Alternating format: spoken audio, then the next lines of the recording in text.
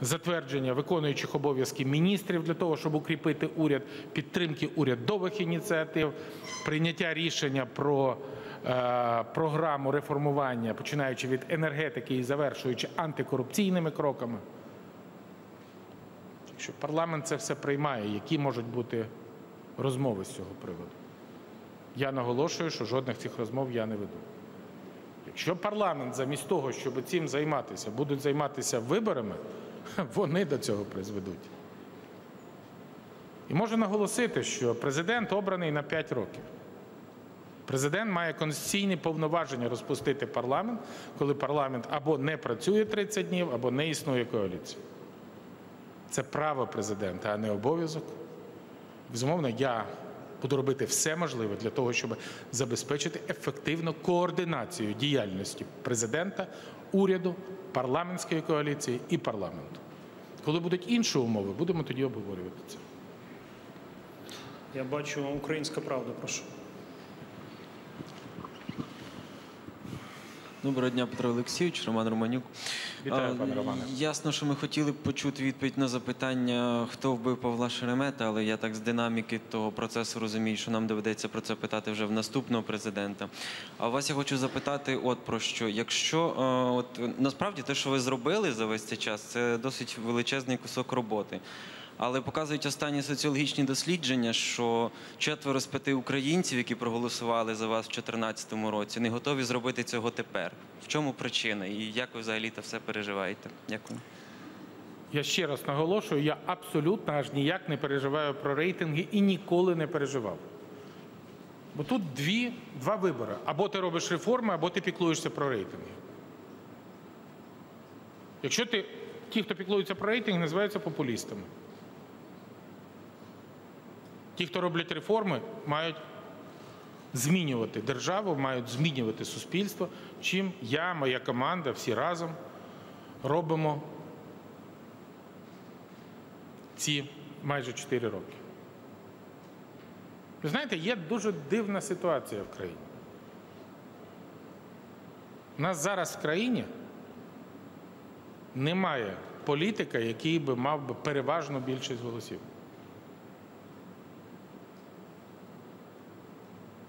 Війна всіх проти всіх. Чемодани компромату часто густо ніким не підтверджені. Депресія і зневіра – це те, що хочуть посіяти в українському суспільстві. В тому числі не тільки всередині країни. Програми соціальних мереж, програми фейкових новин – це є складова частина. Я впевнений в тому, що ми, влада, суспільство, 4-та влада, журналісти, маємо просто мати певні стандарти, перевіряти ту інформацію, яка знаходиться в нашому розпорядженні, і запроваджувати ті стандарти, які є в цивілізованих країнах. Візьміть стандарти BBC, візьміть стандарти європейські, американські. Навіть у них зараз ставиться позиція по фейкових новинах. Да, я безумовно пишаюся тим, що ми будемо відстоювати всі позиції щодо прозорості влади. Закон про нацбезпеку, до речі, також спрямований на це.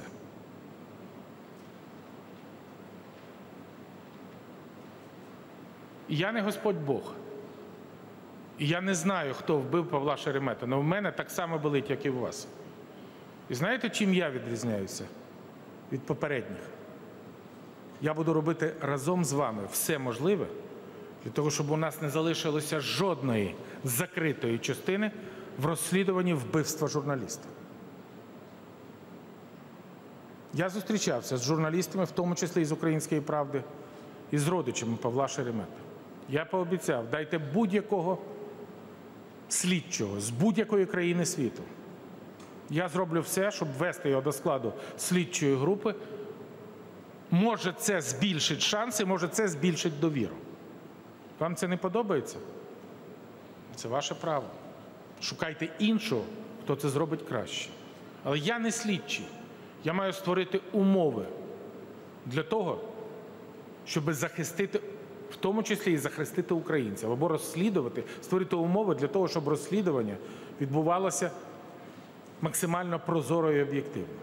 Якщо у вас є будь-які претензії до розслідування, будь ласка, я на вашому боці.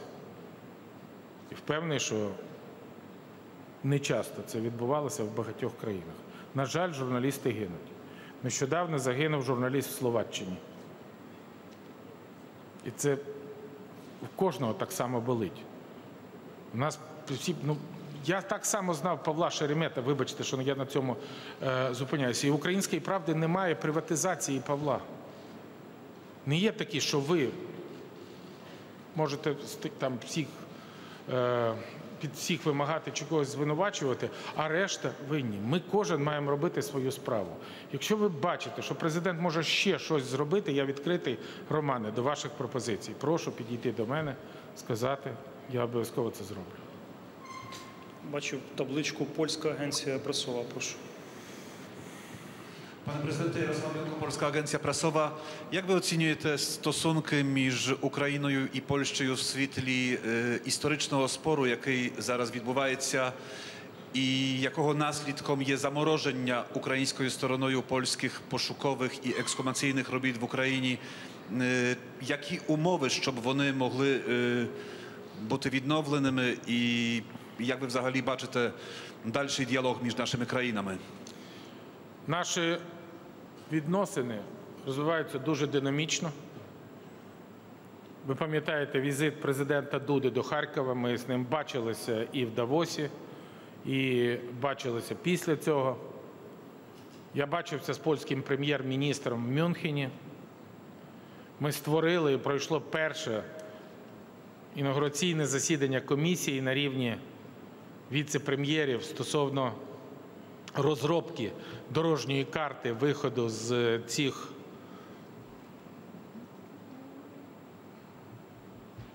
обставин, які виникли після низки кроків, прийняття Польщею закону відповідного. Повірте мені, ми не потребуємо, щоб нам хтось сказав, яких українських героїв ми повинні шанувати, а яких ні.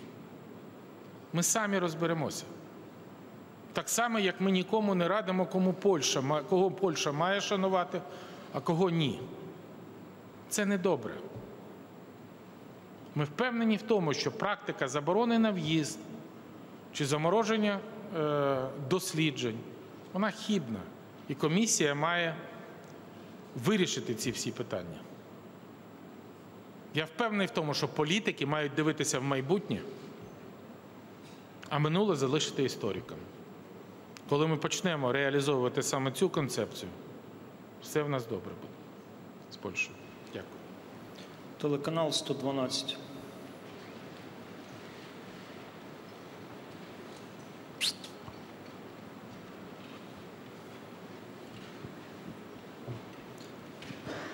Христина Чернега, 112 Україна. Добрий день. Петре Олексійовичу, чи готова Україна прийняти кораблі з Криму, як це запропонував президент Російської Федерації з місяць тому? Дякую. Дорогенькі мої, ми точно готові прийняти кораблі з Криму. І мова йдеться не в причинах, чи є, чи немає там ремонту, комплектацій або будь-що інше. Ми готові прийняти кораблі з Криму тільки разом з Кримом. І впевнений в тому, що це є одностайна позиція і української влади, і українського народу, і українського суспільства. І для цього, щоб це прискорити, ми будемо задіювати всі інструменти, які маємо в власному розпорядженні. І дипломатичні зусилля, і санкційні, і судові. Ви знаєте, що ініційовано декілька судових процесів, в тому числі і в Міжнародному суді Організації Об'єднаних Націй, і щодо відповідальності Російської Федерації за фінансування тероризму, і щодо принципу расової дискримінації по відношенню до українців в Криму, до кримських татар. Будемо робити все можливе для того, щоб повернути Крим. Дякую. Коли я хочу сказати, що ми майже годину 20 працюємо, 13 ЗМІ змогли поставити запитання, всього запитань було трохи більше. Давайте подивимося, кого ми ще тут бачимо. Я бачу також ось регіональні ЗМІ. Прошу, Одеса, прошу.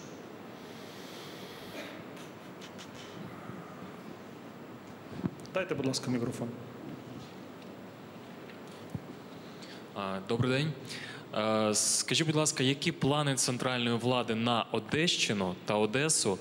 І, Петре Олексійовичу, дуже хотілося б також з вами провести день, як от журналістка «Детектор Медіа». Може, ви об'єднаєтесь? Я думаю, що це буде гарна ідея. Я врахую вашу пропозицію. Плани Дякую. на Одесу, я вважаю, що у Одеси фантастичні перспективи. Я вважаю, що має бути прозоре, неупереджене і ефективне розслідування НАБУ. І воно повинно мати всі умови для того, щоб це розслідування провести. Я наголошую на тому, що зараз Одеса має унікальні перспективи, бо різко зростає кількість туристів. Ми маємо унікальні пропозиції щодо розвитку портової інфраструктури, яку дає закон про велику приватизацію. Одеса може бути лідером по інвестиціям, в тому числі і в аграрну сферу. І я впевнений в тому, що це саме так і буде. І найближчим часом я планую відвідати Одесу і обов'язково вам про це повідомлю. Дякую. BBC Україна, прошу. Доброго дня. Віталій Черненко, BBC Україна. Пане президенте, останні півроку західні ЗМІ і західні політики пильно стежать для такою в'язкою боротьбою Михайла Саакашвілі з українською владою. І ця боротьба не додає, мабуть, іміджу позитивного ні Україні, ні українській владі. Коли ви надавали пану президенту Грузії колишньому громадянству України в 2015 році, то ви сказали, що це ваш давній студентський друг, якому маєте великі підстави довіряти. От зараз, чи шкодуєте ви за те, що в 2015 році дали пану Саакашвілі український паспорт? І чи шкодуєте, що в 2017 році ви цей паспорт забрали, адже після цього почалися такі значні політичні проблеми в Україні? Дякую. В Україні не почалися значні політичні проблеми. Паспорт я не забирав. Хоча громадянство мною було надано свідомо. Я був так само, як і більшість, зачарована в перспективах, які пан Саакашвілі міг принести Україні. І я намагався йому для цього створити всі можливості. Він був губернатором Одеської області, яким були поставлені абсолютно чіткі завдання щодо боротьби з корупцією і реформування системи влади. Йому була надана можливість призначити керівника Одеської обласної поліції лорд Кіпанідзе. Була призначена Хатія Деканеїдзе керівником Національної поліції. Давід Сакварелідзе був призначений заступником генерального прокурора, який відповідав за боротьбу з корупцією, і був призначений прокурором Одеської області. Були призначені керівники всіх районних адміністрацій, керівництво митниці, керівництво все. Прошу дуже. Ніхто не мав таких можливостей для того, щоб продемонструвати результати. Результати ми всі бачили. Вони були відсутні. І коли я отримав подання відповідних компетентних органів про порушення, які були під час надання громадянства, отримав подання комісії, в мене не було жодних інших моделей дій, крім як припинити громадянство в повній відповідності до Конституції. Все. Хто знає, може, якби цієї перевірки не було, залишалося б мрії, ідеали. Михайло, на жаль, я шкодую про це, але Михайло сам їх зруйнував. Я не думаю, що зараз він є щасливою людиною. Але це його проблема і його справа. Єдине, що можу наголосити, що питання реадмісії в Польщу після порушення закону, який був скоєний Саакашвілі і групою інших лиць при перетині кордону, що було підтверджено судом після всебічного розгляду його справи в судах, питання реадмісії було проведено юридично бездоганно з точки зору українського законодавства, з точки зору міжнародних зобов'язань України і з точки зору верховенства права. Це на сьогоднішній день є абсолютно очевидна позиція. В іншому випадку його б не прийняли і була б інша реакція. Дякую. РБК Україна, прошу.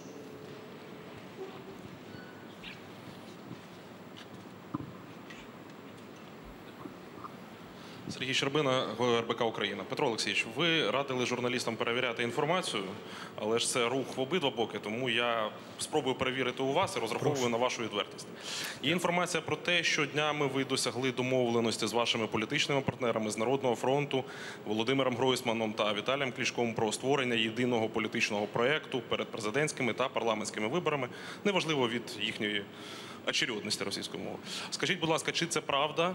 Чи дійсно така домовленість є? Як будуть розподілені квоти у цьому проєкті? І також я би хотів вас запитати про те, чи відповідає дійсності інформація про те, що ви зустрічалися з Юлією Тимошенко і що саме ви з нею обговорювали наприкінці минулого місяця? Дякую.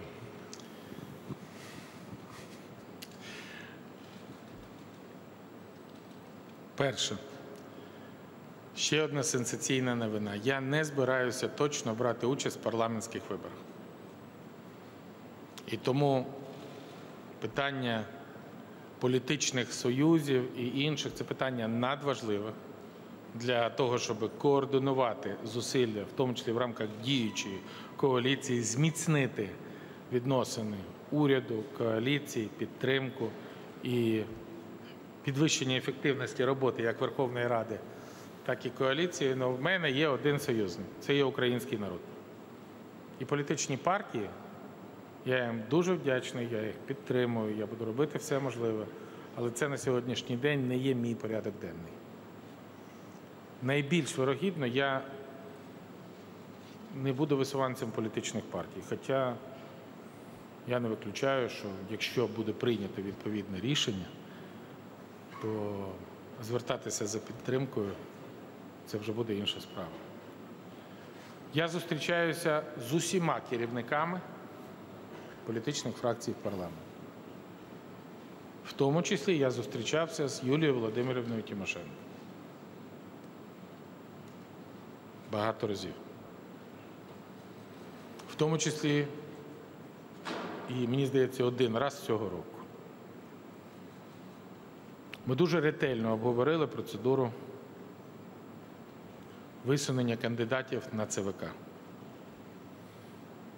Тому що там був miscommunication, і фракція «Батьківщина» змінила свою кандидатуру, яка відповідала тим критеріям, які я висловив, і має відповідати потенційні кандидати в члени ЦВК. Ми обговорювали це. Юлія Володимирівна подякувала мені, коли я сказав, що я, безумовно, кандидатуру від «Батьківщини» внесу в парламент, і нехай парламент визначається, що і було зроблено. Я не роблю з цього ніякої таємниці. Але я наголошую окремо. Я зустрічаюся з усіма керівниками фракцій і буду продовжувати зустрічати, бо це є український парламент, а вони є представниками народу. Дякую. Бачу об'єктив з Харкова, прошу. Пане президент, Харківська область прийняла більшу кількість переселенців. Вони забезпечені житлом, роботою, мають змогу ходити у школу, дитячі садки та виші. Як ви оцінюєте перспективи? Чи можуть мешканці Донбасу повернутися в свій рідний та вже мирний регіон у цьому році? Дуже дякую, ви підняли дуже важливе питання. От подивіться, пройшло вже скоро 4 роки від початку окупації. Люди інтегруються в нових умовах життя. Діти ходять в школу, знайдена робота, знайдене місце для життя. Але наша мета інша. Це люди, які не отруєні російською пропагандою. Ці люди, незалежно від їх симпатій та антипатій, вони мають вернутися в звільнений Донбас і бути тим якорем, який тримає Донбас в Україні. І саме тому я ставлю завдання і регіональним керівникам, щоб ми робили все можливе для того, щоб не забирати в переселенців, тимчасово переміщених осіб бажання, право повернутися на Донбас. Це надзвичайно важливо для нас, і я буду робити все, що від мене залежить, для того, щоб ми тримали цей український якор, коли Донбас буде звільнено. Колеги, з приводу звільнення заручників, не до кінця року, а до кінця тижня ми чекаємо звільнення До заручників. кінця року До кінця тижня. двоїх, які зараз утримуються в Росії, на підставі тих переговорів, які були проведені, я планую, що нам вдасться повернути до кінця тижня. Так. Може, навіть в п'ятницю. Кого ми ще бачимо? Ну, прошу, громадське.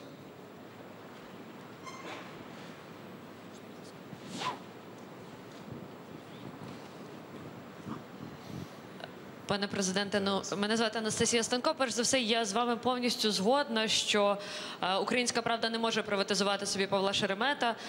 Ми, громадські, думаю, що більшість моїх колег теж хочуть відповіді на запитання, хто його вбив, які відповіді на запитання, хто вбив Георгія Гонгадзе, тому що замовників цього вбивства, ви вже третій президент, ми досі не знаємо, так?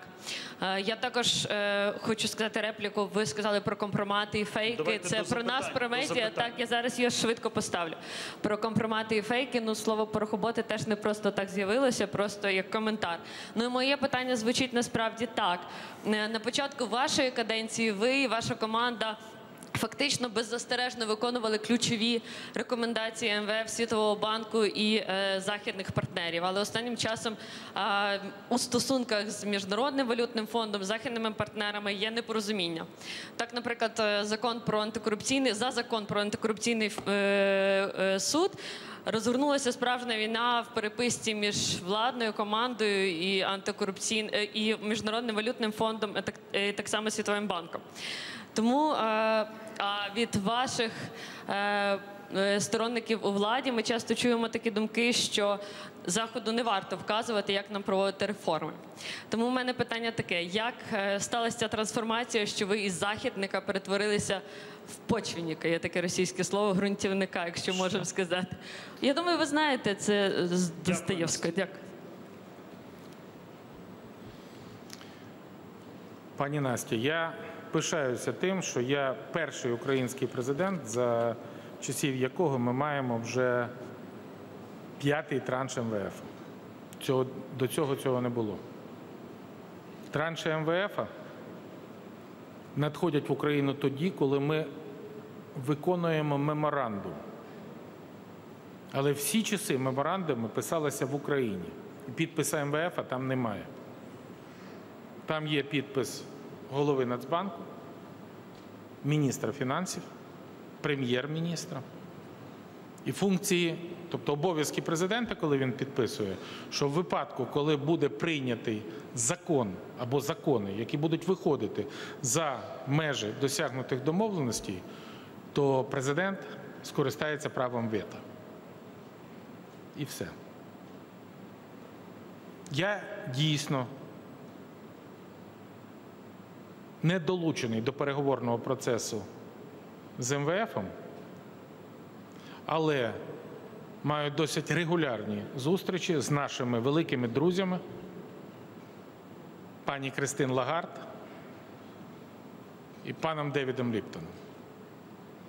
І як президент суверенної незалежної держави я ніколи не дозволяв, і зараз не дозволю, щоб нам хтось щось диктував.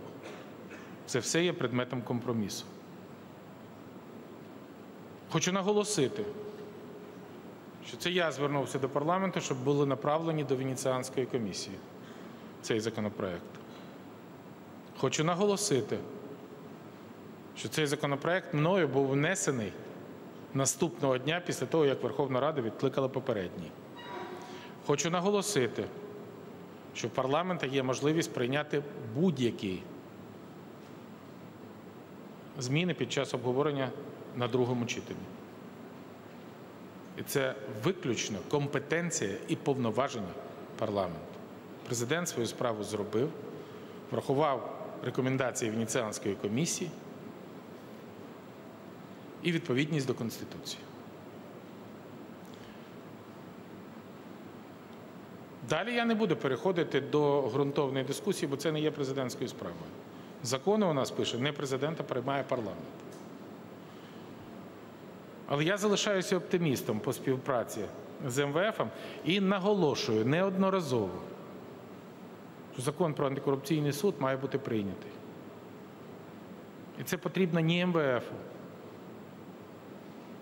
і не радникам, і не задля грошей, а для того, щоб забезпечити завершення формування антикорупційної інфраструктури для боротьби з корупцією.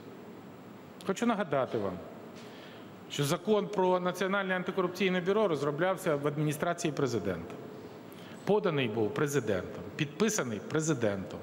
Його керівництво назначено указом президента. Закон про спеціалізовану антикорупційну прокуратуру також розроблявся за моєю участю. Підписаний мною. Призначений керівник мною. Конституційна судова реформа, закон про антикорупційний суд. Я є автором. Я вдячний парламенту за те, що він включив його до порядку денного.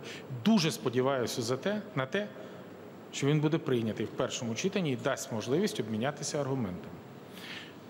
Але ні в якому разі я не бачу за можливе, щоб хтось, в тому числі з-за меж нашої держави, писав замість українського парламенту, українського уряду або українського президента будь-що.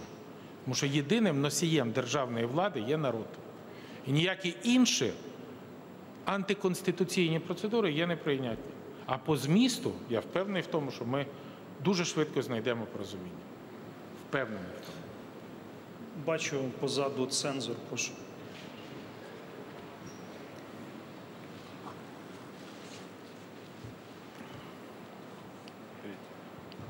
Доброго дня, пане президенте. Євген Кузьменко, Цензорнет.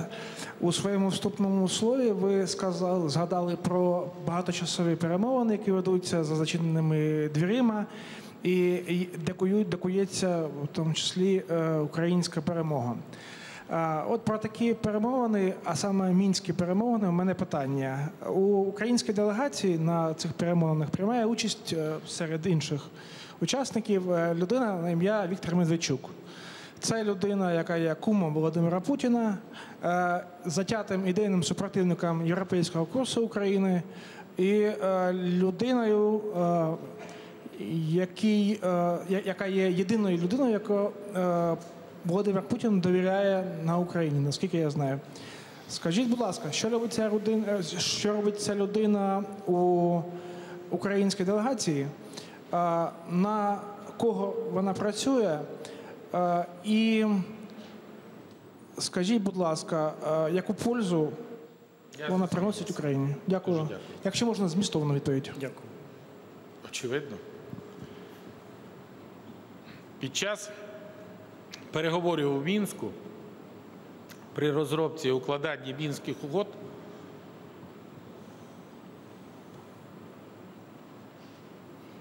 склад моєї команди був дуже добре відомий. І пана Медведчука там не було.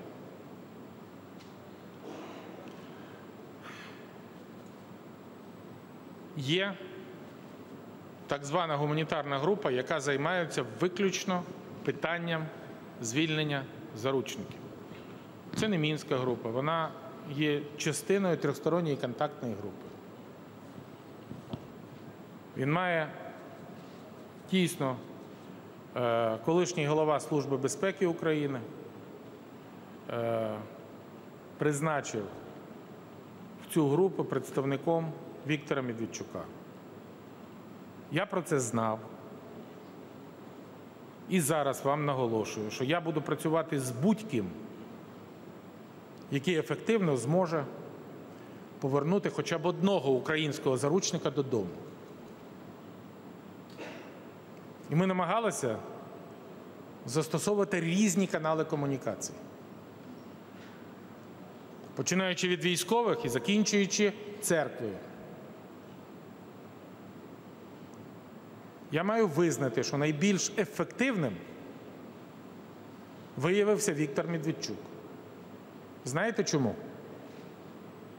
Тому що рішення про звільнення приймає безпосередньо Путін. Ні церква, ні його ці проксіс на окупованих територіях. Так само, як і приймали рішення щодо підписання Мінських угод. І поки не буде знайдено рішення для того, щоб повернути наших хлопців і дівчат, не буде нічого. Чи варто це робити, чи ні? Давайте спитаємо в родичів тих, хто залишився вже багато місяців, а може і років, зараз без суду, без слідства, в застінках. Давайте разом зустрінемося і спитаємо, чи це правильно, чи неправильно. Будемо вести переговори з будь-ким, хто поверне хлопців додому. Так само для того, щоб запровадити миротворців і принести мир на українську землю. Хочу наголосити, що, наприклад, і мої переговори робляться в повній координації з усіма нашими партнерами. І по нормандському формату, і Сполучених Штатів Америки. Ну, наголошую, я докладав всіх зусиль. Нещодавно зустрічався з митрополитом Ануфрієм. Була інформація, що нам через церкву вдасться витягнути 5 наших хлопців з Донецька. На жаль, це зірвалося. Я буду продовжувати шукати всі канали комунікації, в тому числі і використовуючи і цей. Прямий канал.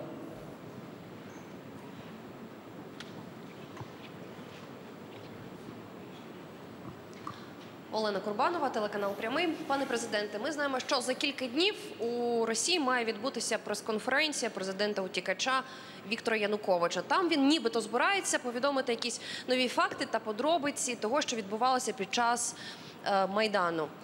Як ви думаєте, чому він вирішив це зробити саме зараз і чи не є це такою невипадковістю? Дякую. Слухайте, я вам скажу абсолютно чесно. Мене не цікавить, що каже Янукович. Не цікавить, що він робить. Рівно 4 роки тому я поїхав до окупованого Криму. Кажуть, що була загроза життю, кажуть, що все, бо вважав, що моє місце там. Якщо він себе вважає президентом-втікачем, нехай приїде в Київ. Нехай робить будь-які пояснення в країні, де він наробив стільки шкоди.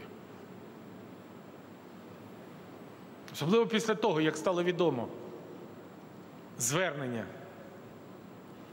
цього пана до Путіна щодо введення російських військ, я думаю, що ставлення до нього абсолютно однозначно в усіх.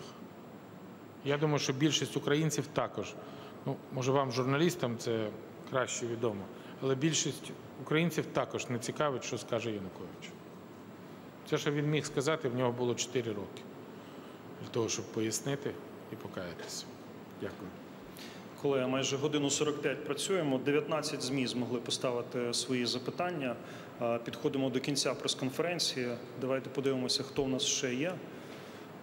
Хто не встиг поставити запитання. Прошу, Думська. Доброго дня, Петро Олексійович, телеканал Думська, Володимир Гросов. Дуже локальне питання стосовно траси Одеса-Рені. Майже кожен президент говорив, що все ж таки відремонтує цю дорогу. Яка вірогідність, що на час вашої каденції все ж таки вдасться привести до ладу цю ділянку? Дякую. Слухайте, я би не хотів говорити перспективами каденцій. Я би хотів говорити, що ми це зможемо зробити цього 18-го року. Я хотів би окремо наголосити, не обіцяли жоден з президентів побудувати, а мова йдеться реально не про ремонт, бо дороги там не було, а побудувати дорогу. Ви знаєте, що саме з цією дорогою пов'язаний моя ініціатива, мій експеримент, який зв'язаний в тому числі і з боротьбою з корупцією, коли ми перевищення надходжень від митниці спрямовуємо в той регіон, де це забезпечила митна служба для будівництва доріг. Це розпочалося у Львові і в Одесі. Мені здається, в 2015 році, 15 чи в 16-му, 15 чи 16 було зібрано, коли експеримент почав працювати, надходжень з одеської митниці було 800 мільйонів. І перерахування на дорогу майже ноль, ну там декілька десятків мільйонів. Наступного року, після зміни керівництва митниці, було зібрано 1 мільярд 400, майже вдвічі більше. Це ж не випадковість. Це означає реальна демонстрація ефективності боротьби з корупцією. Або кошти йдуть до державного бюджету, або через откати в благодійний фонд йдуть в кишені контрабандистів. Так от тоді, коли гроші пішли на будівництво дороги, дорога почала будуватися. І я ставлю абсолютно чітке завдання. В 2018 році, як би вони там не ухилялися від цього, в основному будівництво дороги Одеса-Рени має бути завершено. Але подивіться, які кардинальні зміни зараз відбуваються. Це я до того, що нічого у нас не змінюється. Відбуваються у нас в різних напрямках, в тому числі і в дорожньому будівництві, в тому числі і в державних закупівлях, в тому числі і в електронних деклараціях, які мають заповнювати державні службовці, в тому числі і в конкурсному призначенні на ці посади. Для мене є абсолютно принципово. Дорога Одеса-Рені має бути відкрита. Так само, до речі, як мені дуже сподобалося, коли ми зустрічалися з мешканцями Вілкова, коли відкривали дорогу на Вілково. Все буде добре, дорога буде побудована. Прошу, Ліга.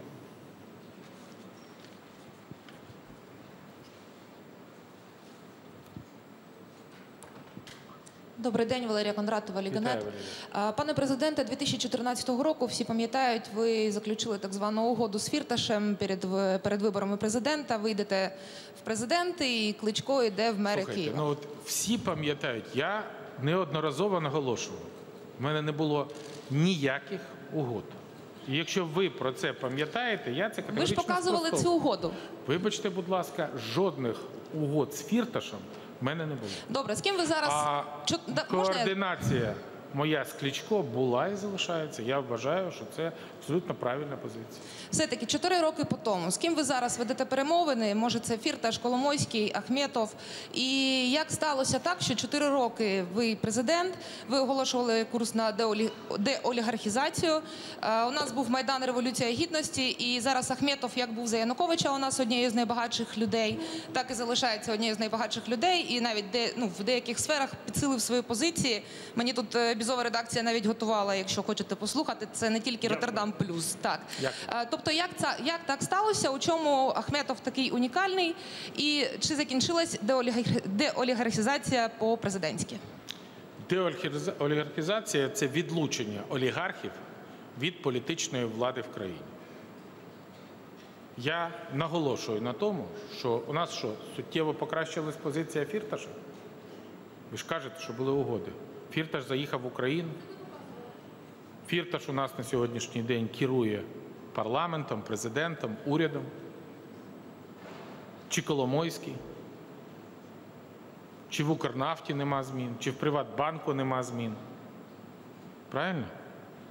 Канал 1+1. Хоча зміни є.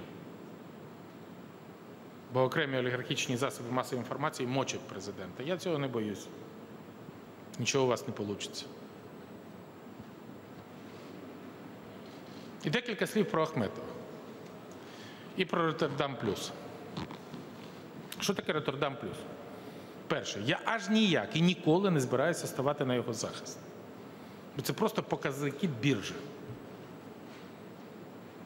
Який я бачу ситуацію по формуванню цін на будь-які енергетичні активи. Газ, Baumgarten плюс чи інший хаб плюс. Бо саме в угоді з Міжнародним валютним фондом, на яке згадувало наше громадське, там записано імпортний паритет. Імпортний паритет – це орієнтація на біржу. Не подобається Роттердам плюс? Запропонуйте Варшаву плюс, Бремен плюс. Мені ні то не подобається. Я вважаю, що в Україні має бути створена енергетична біржа. І ми маємо вибрати, або у нас комунізм і соціалізм, і ціни будуть доводитись, як вони доводилися, згори чиновником. І неважливо, як він називається – Газплан, Госнаб чи НАБУ. Або це буде визначатися ринком, попитом, пропозицією, з урахуванням імпортних поставок. І це точно не є справою президента. Я впевнений в тому, що біржу треба створити. І реалізація має відбуватися на біржових умовах. Має бути створений ринок. І це абсолютно реально. І якщо в одного собівартість нижча, в іншого дорожча, не має чиновник будь-якого рангу регулювати ціни на цукор, ми це пам'ятаємо, на бензин чи на м'ясо. Це призводить тільки до галопуючої інфляції і неконтрольованого зростання цін. Слухайте, я не збираюся ні в кого нічого забирати. І пишаюся тим. До речі, наскільки мені відомо, Генеральна прокуратура своїм рішенням повернула до державної власності Укртелеком, який кому належав? Не підскажете?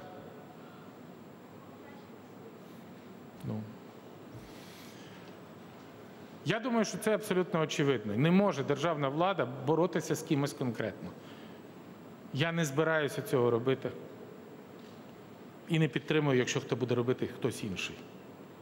Незалежно, як би його звати. Коломойський, Ахметов, Фірташ, Курченко.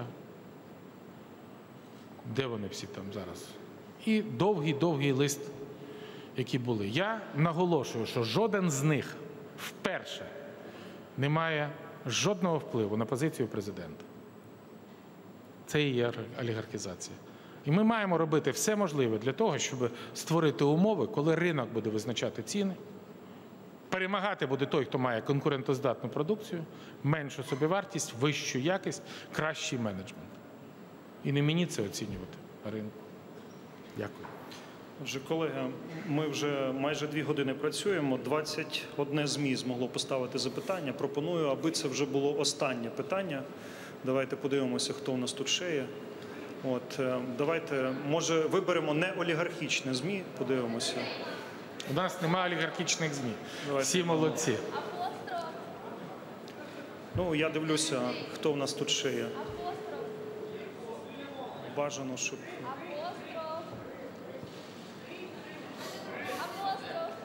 Я бачу... Давайте журналам дамо можливість поставити. В нас ще їх не було. Прошу, фокус. Мілан Лєліч, журнал «Фокус».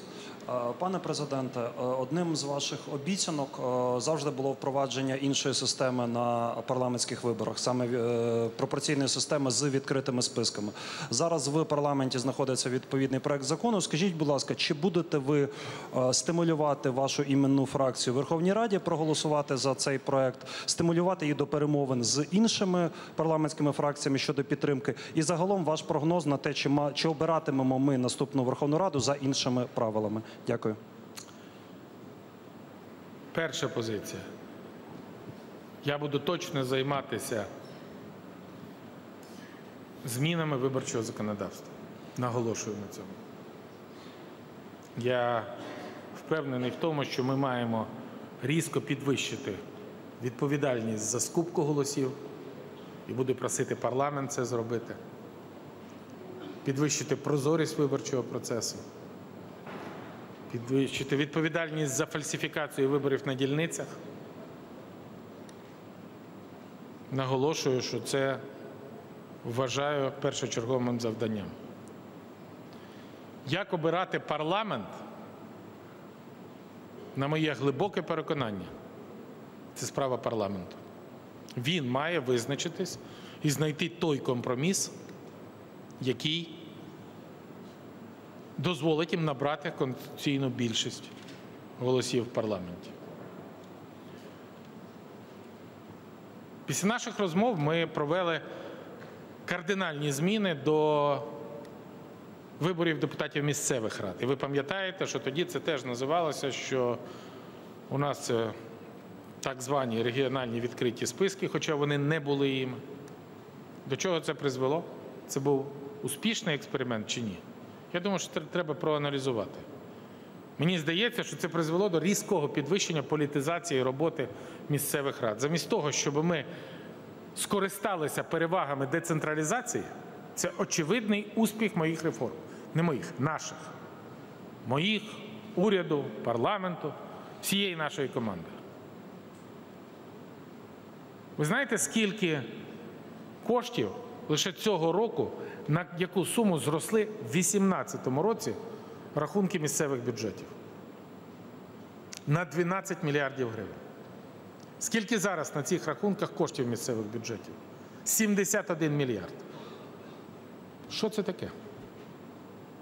Це ефективне використання коштів. Майже 3 мільярди доларів знаходиться на рахунках місцевих бюджетів замість того, щоб кожного дня працювати на інтереси громади.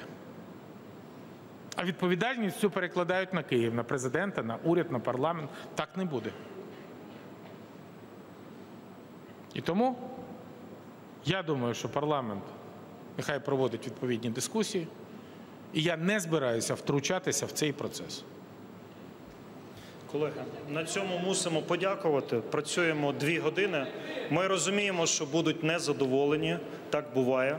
Дякуємо вам дуже. Зустрінемося наступного разу. Дякую.